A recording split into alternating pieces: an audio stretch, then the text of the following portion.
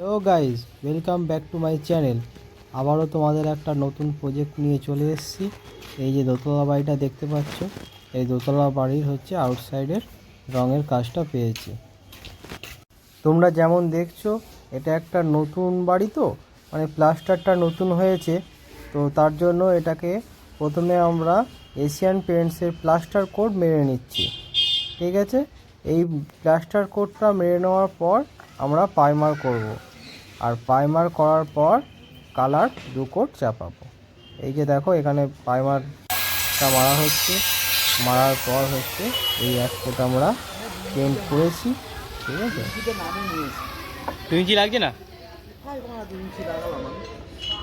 এখন ওই একমাত্র এতে লাগতে পারে।